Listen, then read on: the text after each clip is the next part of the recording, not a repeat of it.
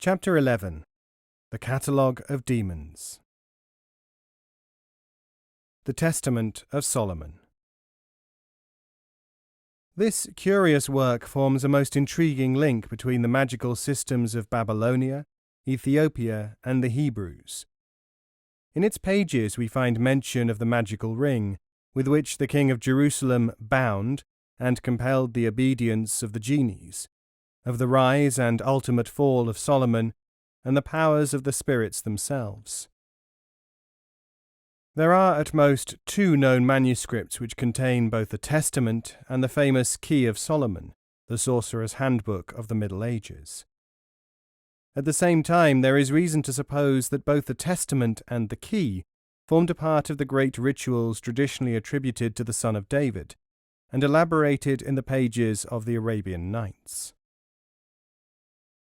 The Testament was first translated into German from an ancient Greek manuscript in the middle of the last century by Fleck.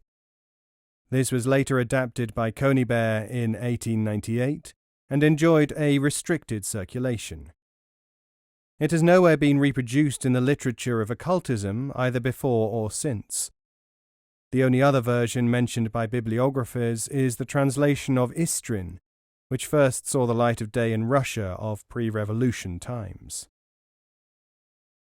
Manuscripts of the Testament exist in certain Greek monasteries, and one Greek text, edited from several such codices, appeared in Leipzig 30 years ago. This just about summarizes the accessible copies of the work in question. One thing is certain in connection with the Testament: it contains demonographic material of great interest. Whether King Solomon wrote it, or a Rabbi Solomon, or even, as tradition has it, if it is really the work of the demons themselves, it is a document clearly qualifying for inclusion here. It is one of the sources of magic as we know it. Summary of the contents. The document purports to be Solomon's own story, in some detail, of the period between the building of the temple in Jerusalem and his own ultimate fall from grace.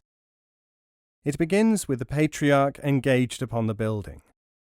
Suddenly, a vampire spirit seizes upon a youth in his employ. This creature, which resembles the jinn or genies of the Arabian Nights, is depriving the young man of half his pay, half his food, and sucking his blood through his thumb at night into the bargain. Eventually the victim appeals to Solomon himself, and the king enters the unfinished temple to pray for help from the Lord of Hosts, Sabaoth, the phrase which is used much in ritual magic, especially that of the Key of Solomon. There is an immediate response. The archangel Michael appears, bringing with him a magical ring, which is presented to Solomon. This is inscribed with a powerful pentagram, a 5-pointed star, and it has the power to command all spirits. The Ring of Solomon. We may be permitted a slight digression here to look more closely at the ring itself than the Testament allows us. When the ring was actually in the possession of anyone, it had to be worn on one of the fingers. Its powers were, first, to call a genie, which could call others who were under his command, and so on. This is what the Testament tells us, and it is in line with the Arabian traditions to this effect. Once the spirit had appeared, he could be prevented from causing trouble if the ring were pointed at his breast. When genies were to be compelled to enter jars, and thus be held captive by the operator, the ring was placed near the mouth of the jar, and they were perforce compelled to enter it. The jar was then sealed with pitch and a stopper of marble, and the pentagram seal of the ring used to mark the soft pitch. So much for the using of the ring. Magicians among the Arabs and the Spanish-Arabian school concentrated to some extent upon the manufacture of such a ring, in order to duplicate the supposed operations of the king who first used it. And the pentacle was believed implicitly to enshrine a magical power to the extent that the Moors of today, descended from those same Spanish Arabians expelled in the 15th century, use it on their national flag. There is, however, a divergence of opinion on the actual form of the ring and its pattern. As one magical book has it, it will be necessary to try all recommended ways until successful. We hear that the ring was small, was made of alternate bands of silver and copper. Another source holds that it was of iron, because that is the metal most terrible to the spirits. Though the general opinion is that the pentacle is the design, some Syrian amulets supposed to incorporate the Solomonic design show an 8-rayed star with a smaller 4-rayed star cut on the face of it. One manuscript holds that the shamir stone with which the ring was set was in fact a diamond, and an early record has it that this was nothing more than the root, or part of a root, of the magically potent mandrake plant with which evil spirits are exorcised from those possessed of them. There are, again, 2 versions of the names written on the ring. The first says that there were 7 magical names or words of power in a language akin to Phoenician engraved within the circle, or, to be more exact, between 2 concentric circles within the diameter. They are given as SLYT, SPYLT, TRYKT, PPMRYT, HLPT, ALYPT, and finally HLYPT. The meaning of these arrangements of letters is unknown. It is possible that they may be substitute letters, interchange code, representing others. They are, at any rate, according to the Semitic languages, all consonants. The second school mentions the names engraved within the ring to be 29 in number, the words being derived from either the Arabic or Hebrew abjad type of number-letter notation, or being possibly Gnostic. It is common, however, for words of power to be apparently meaningless, and few occultists interest themselves in matters of research. Solomon and the Magical Ring. Once possessed of the ring, and presumably the directions for its use, Solomon immediately set about the task of calling and compelling the obedience of the spirits. The procedure was to call a demon, obtain his or her name and functions, and then find out the magical name by which the demon could be baffled. Frequently, this name was the name of one of the angels or archangels. All this is well in line with traditional magical belief, and the actual functions of many of the demons are recognizable as dating from Babylonian and other Semitic origins. Such names as Asmodeus and Beelzebub are familiar to all occultists and students of the Bible.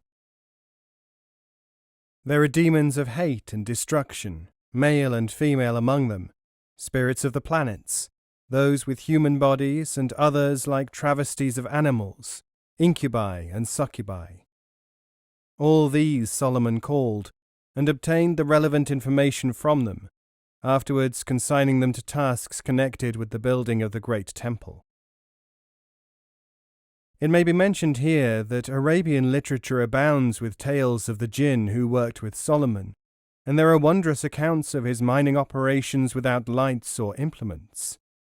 Mysterious mines still exist on both sides of the Red Sea, which have no accumulated soot from lamps or candles.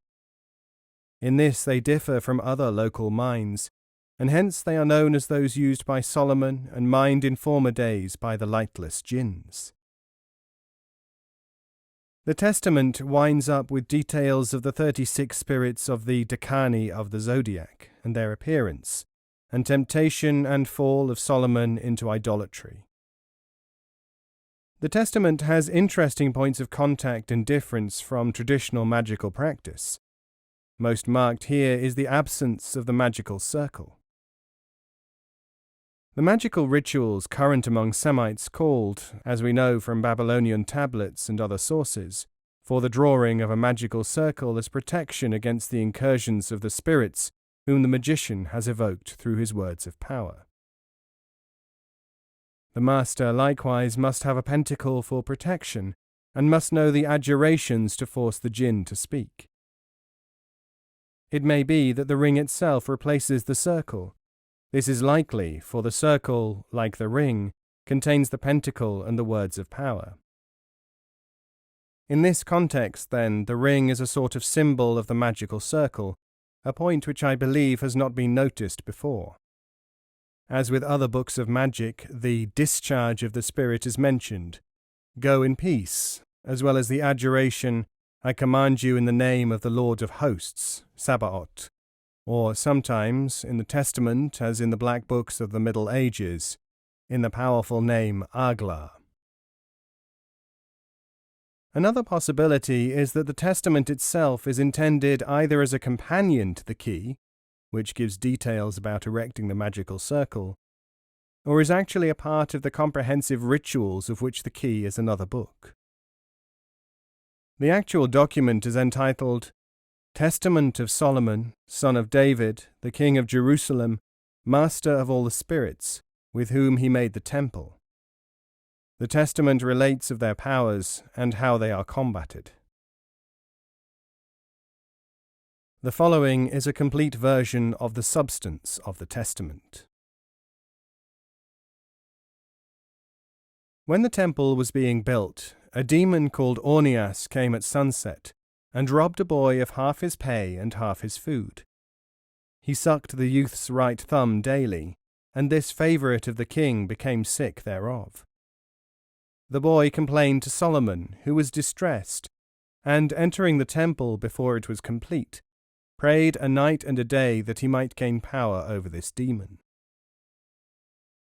Then the archangel Michael appeared to him and brought him a small ring, with an engraved stone upon it, and said, "O Solomon the king, son of David, take this gift from God, the Lord of hosts, Sabaoth.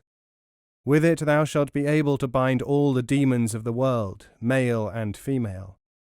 And with them thou shalt build Jerusalem. Thou must wear this ring, and on it is engraved the pentacle." The following evening the demon came as usual to rob the employee. But Solomon had given him the ring and told him what to do. When the spirit appeared, he threw it at him, saying, "Come, King Solomon commands thee." The demon cried out, and offered the boy all the gold in existence, if he would only release him from the ring's power. But the boy refused, and brought the shouting fiend to Solomon's palace, and reported his presence to the potentate. The latter questioned him, "Who art thou?" "I am Ornias." "What is thy sign of the zodiac?" "Aquarius, the water-bearer. I strangle people, and I change into human shape, like a woman, for men to consort with in their sleep. I can come as a lion, and am over all demons, the child of Uriel, the angel, the power of God." Solomon then sent Ornias, with the magical ring as his mandate, to bring all the other jinn to him. And he went to the king, supreme over all, Beelzebub. Forced to come by the power of the ring, Beelzebub arrived. Solomon says of this event, "And when I saw the prince of demons, I glorified the Lord God, the creator of heaven and earth. And I said, Blessings to thee, Lord God, omnipotent, who hast given me this power. And I questioned him, the spirit, Who art thou? I am Beelzebub, chief of demons. It is I who cause the demons to become visible to men. And he agreed to bind and to bring to me all the spirits.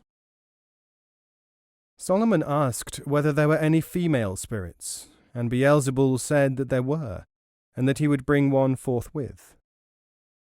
So it was that Onoskelis came, in the shape of a fair and pretty woman. She lives normally in a cave of gold. Her time is spent in strangling men, and she can be found in caves and wild valleys. She associates with men of a dark complexion and shares their star with them. But she says under questioning that she does give certain powers to those who worship her, as some do still. Onoscelis was created out of an echo which fell in a wood, and operates under the full moon. She is to be combated only by the name of the angel Joel and the wisdom of God. Solomon sends her to weave ropes for the temple. Next came Asmodeus. He is part angel, part man, and his constellation is the Wain. Furious and shouting in a stormy scene, he foretells Solomon's fall and ultimate disgrace. Asmodeus works against brides and grooms and spends his time destroying the beauty of virgins. He also causes madness and lust, making men desert their wives and seek out other women. He is frustrated by the angel Raphael. Those who wish to keep him in check, and hence any of the misfortunes which he is supposed to have caused, are to appeal to that angel, and also to burn certain incense. At first, like others, he will not tell what is the nature of this antidote, but Solomon adjures him with terrible names, and he reveals it. The incense which banishes Asmodean evils is composed of the gall and liver of the glanos fish, smoked over tamarisk wood. Having put this noxious fumigant to work on the demon, Solomon has leisure enough to recall Beelzebub again, and to submit him to further questioning. This elicits the fact that the jinn is given the work of destroying kings, and especially of aiding foreign enemies. He also sets demons upon people, trying to lead people astray, especially the devout. While planning the eventual destruction of the world, Beelzebub also causes murder, envy, wars, and unnatural crime. He is defeated by the word Emmanuel, and the name which is represented by the figures 644. He vanishes with the name Elieth. This spirit volunteered certain magical information to Solomon thus: "Hear, O king, if thou burn gum, incense, and bulbs of the sea, with nard and saffron, and light 7 lamps in a row, thou wilt firmly fix thy house. And if, being pure, thou light them at dawn, then wilt thou see the heavenly dragons, how they wind themselves along and drag the chariot of the sun." However, Solomon sends him about his business, and another spirit is called. This turns out to be the spirit of ashes, Tephros, who appears as a violent wind. He brings darkness, fires fields, and is under the astrological power of the tip of the crescent moon. This spirit, according to the Testament, cannot be all bad, because when he is called in these names he cures fever, through the power of the archangel Azael, Butala, Thalal, and Melkal. When he heard this, Solomon called Azael and ordered him to subdue Tephros. Hence the demon was tamed and made to throw rocks to the workers engaged upon the upper portion of the temple. When Solomon called for another demon, 7 came, all joined together and all of female form. They told the king that they constituted between them the 33 elements of the Lord of Darkness, and are a group of stars. The first was named Deceit. She causes deception, and can be confounded by an appeal to the angel Lamechiel. When there is a struggle in train, this is caused by the second, whose name is merely Struggle. She is put to flight by the power of the name of the angel Barachiakel. The third female jinn is known as War, and can be combated only by the angel Marmarath. The fourth is the Genie of Hate and Disunity. She separates man and wife, parents and children, kith and kin. Her activities are stopped only by invoking the power of the angel Bathial. Power is the name of the 5th spirit of darkness. Her power is that of tyranny and usurpation. Such activities, which she presides over, can be stopped only by the word Astareoth. Men are led astray by the 6th spirit, whose name is Error. She went so far as to predict that she would eventually be able to lead Solomon himself off the right path, reminding him that she had already caused to kill his brother. It is she who causes people to be necromancers. Uriel is the angel who overcomes her. The seventh and last spirit of this group is the worst of all. Even the generally frank Testament does not do more than hint at the terrible power and danger of this demon. Solomon continues after this succession of spirits has left. Then I, who am Solomon, praised the Lord, and ordered a further spirit to appear. So before me came a demon with the likeness of a man, but headless. And I said to him, Who art thou? He said, I am a demon. I asked him which, and he replied, I am envy. I eat heads, for I seek a head for myself. I have not consumed enough, and I desire a head like thine. I, Solomon, then put the seal upon him, holding my hand to his breast. Then the devil jumped and fell and moaned and said, Alas, what is become of me? O Orneas, treachery I cannot see. And I said, I am Solomon. Tell me how thou canst see without a head. He said, Through my feelings. I asked him how he could speak. He said, O Solomon, king, I am a voice myself, for I have obtained the voices of innumerable men. I broke the heads of the so-called dumb on the 8th day after their birth. I can do things at the crossroads, though I am dangerous. I can seize and cut off a man's head like a sword slash, and I put it on myself. I also send disease to the feet and cause sores. Solomon discovered from him that the angel of lightning alone could control the demon envy. The next demon to be mentioned came in the form of a huge dog with a loud voice. He was formerly a sage of great learning, and now is called Rabdos, or staff, and throttles people. He is to be combated only by the power of the angel Briaeus.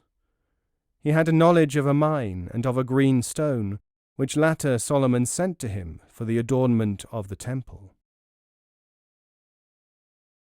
Then came a fearsome apparition like a lion, commander of a legion. His name was not discovered. Truculently he admitted to being bound by the number 644 and the name Emmanuel, and his activities consist in attacking the convalescent while they are recovering from illness.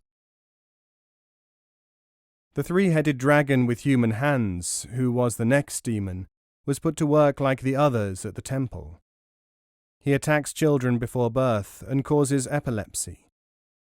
These manifestations of his activity are overcome by Golgotha and the word Jerusalem being written down. After this, a female spirit showed herself. Her body was dark, her eyes green and shining, and her limbs invisible. Her name she gave as Obezuth. She spends her time with confined women, trying to strangle their children. My entire work is the destroying of children in body and mind. She is overcome by the angel Aphoroth, otherwise known as Raphael. If any man write that name on a woman in childbed, she tells Solomon, then I shall be unable to go into her. The number of this name is 640. This number is arrived at by assigning certain numerical values to each letter, thus R 100, A 1, PH 500, A 1, E 8, L 30.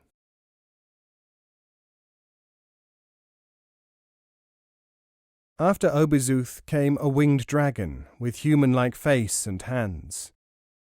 He associates with woman in disguise and is put to flight by the angel Bazazath. Enepsigos was another female spirit, who can manifest herself in various shapes.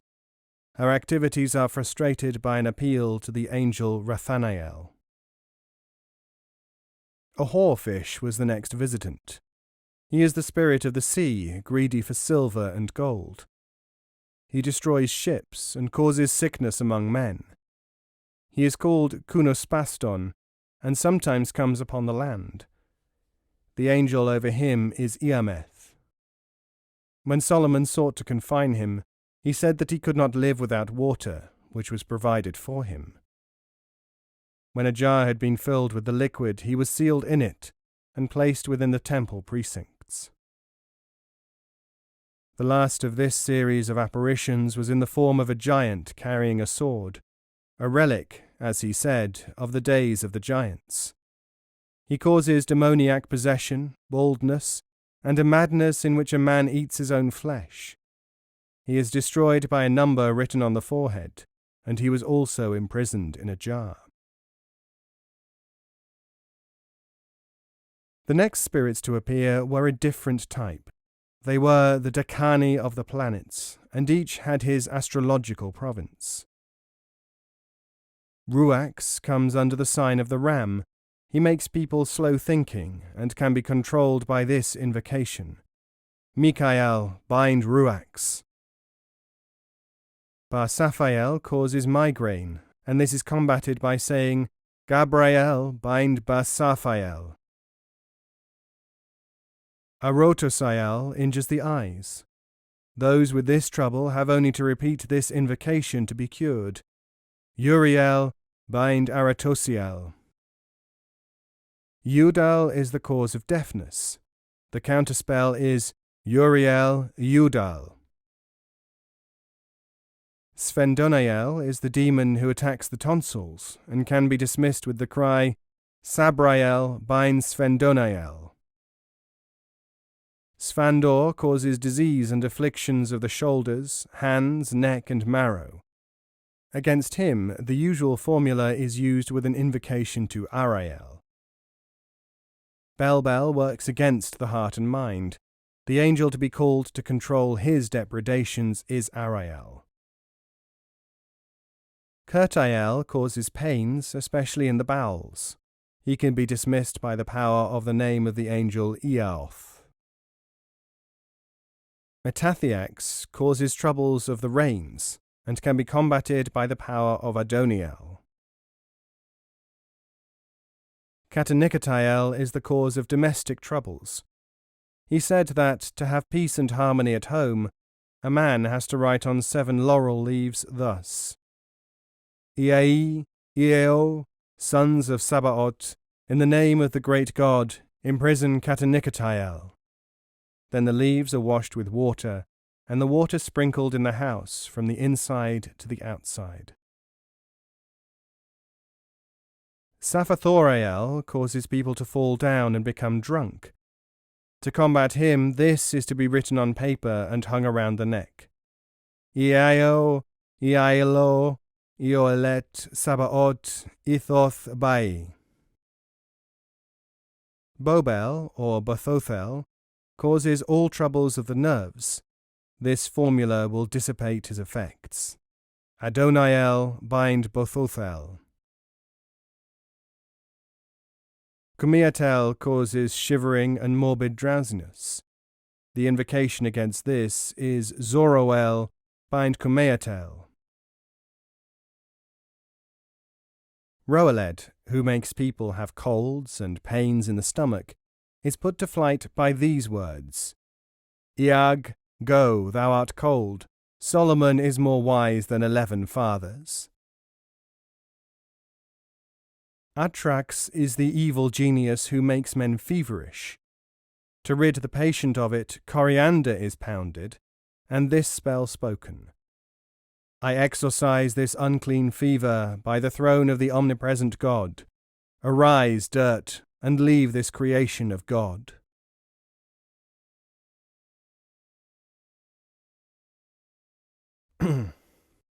Hieropael causes cramp and convulsions. These words are to be said 3 times into the right ear of the patient. Eudarais, sabune, denoe. Buldumek brings discord between married couples. He is banished by merely writing the names of the ancestors of Solomon on paper, which charm is left in the house.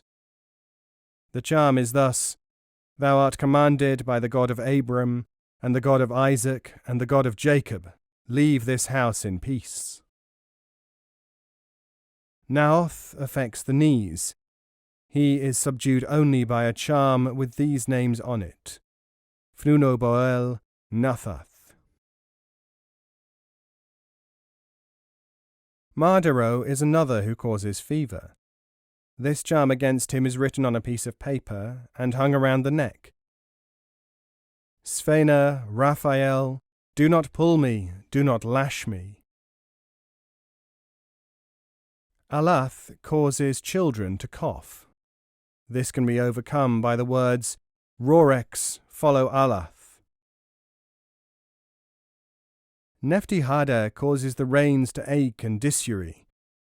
He is banished by a talisman with these words written thereon: Iathoth, Uruel, Nephthada, fixed on the loins. Acton is at the root of backaches and pains in the ribs. These can be cured by a copper amulet made from metal of a ship which had not anchored, with these words on it: Marmaroth, Sabaoth, pursue Acton. Anatreth is the demon which causes internal fevers. The cure for these is simple. Repeat, Arara Charara. Pheth is the evil spirit to whom tuberculosis and hemorrhoids are attributed. The patient has to drink sweet wine, which has been addressed with these words: I exorcise thee by the 11th aeon. To stop, I demand, Pheth, Axiopheth.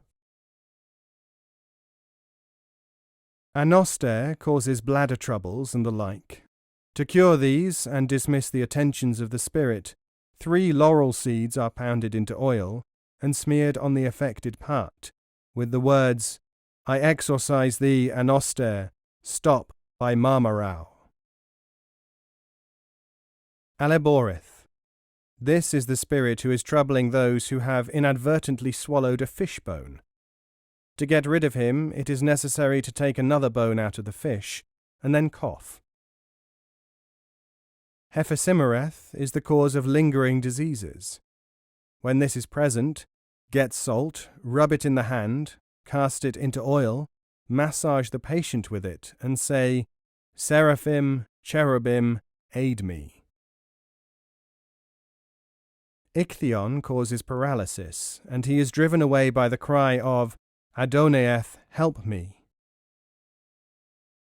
Agconion is the enemy of infants. Those obsessed by this demon are to write on fig leaves, Lycurgos, Icurgos, Kurgos, Irgos, Gos, Os. Autothith causes enmity and all sorts of disturbances.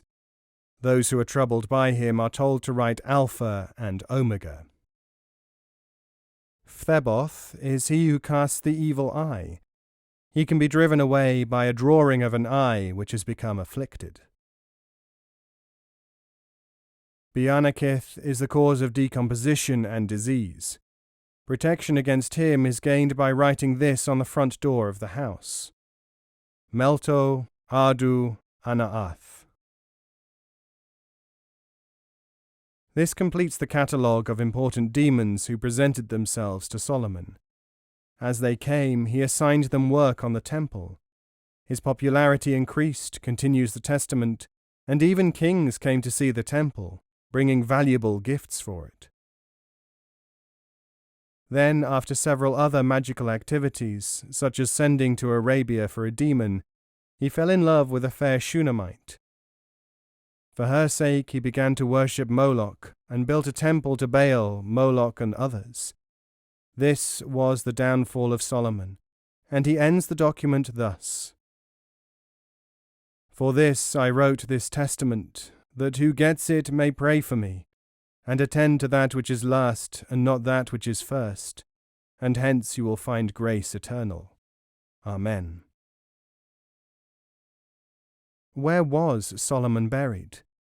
The world's greatest traveller, Ibn Battuta, mentions a persistent legend that is still current in Tiberias on the Sea of Galilee, today as it was 700 years ago. In this town is a mosque, the Mosque of the Prophets, and in it the graves of Shuaib, Jethro, and his daughter, the wife of Moses. Here, too, are the graves of Solomon, Judah, and Reuben.